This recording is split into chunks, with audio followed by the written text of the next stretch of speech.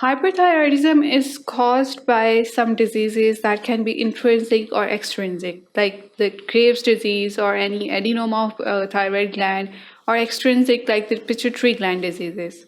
Now, you know about the causative factor. Let's study that how these causative factors are going to proceed for in causing the symptoms of the disease. So we are going to study about the pathophysiology or pathogenesis of the disease. Now, first of all, the thyroid hormone is basically released from the thyroid gland, and you are aware of it. The thyroid gland is present in the lower neck, in front of the larynx, and it released the thyroid hormone from its cells. Thyroid gland cells are basically, they consist of thyroid globin, and it is ironated, and then T3 and T4 hormones are produced.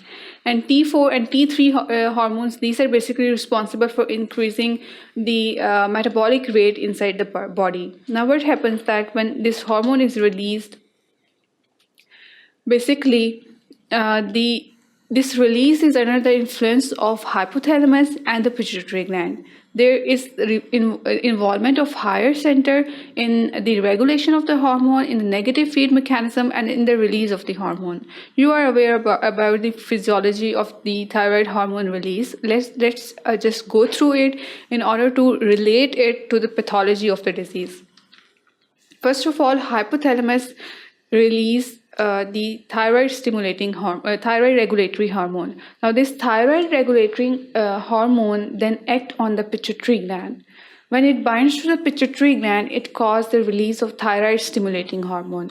Now, thyroid stimulating hormone, what its role is that it will bind to the thyroid stimulating hormone receptors on the thyroid gland, and it will lead to the release of T3 and T4 hormone from the thyroid gland.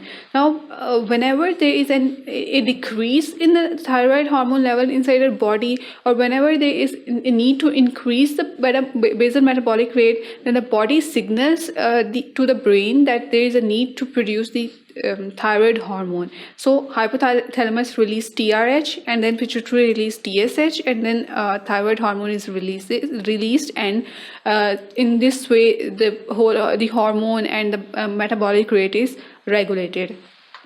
Now, this T3 and T4 moves to the blood and blood vessels, and wherever it has to perform its action, and thyroid hormone is almost circulated to every part of the body. So there it performs its function, it increases the basal metabolic rate. Now, what happens that whenever there is the causative factors there, like there is any pituitary disease, as we discussed, there is any pituitary adenoma that is going to cause an increase in the TSH level, or there is any thyroid hormone disease, like there is Graves' disease, there is infection, thyroiditis is there, or any like inflammation like thyroiditis is there. This will cause an increase in the T3 and T4 production. When the amount of the hormone produced will increase, definitely the level of the hormone in the blood will also increase. When the level of the hormone in the blood will increase, this will cause an increase in the basal metabolic rate. And the basal metabolic rate may be doubled or tripled depending upon the amount of the hormone that is being produced. Now, when the level of the thyroid hormone increase and the basal metabolic rate increase, this will lead to the symptoms related to increased metabolism or increased metabolic rate. That is, the patient may feel dizzy or tired, maybe sleepy, and all the symptoms will be related to hypermetabolism. So that will be increased production of the heat, and hair loss may be there. The patient may have weight problems, and patient may feel hungry. These can be some major issues that can be seen in the patients with hyperthyroidism. So this is how the hyperthyroidism is caused by certain causative factors.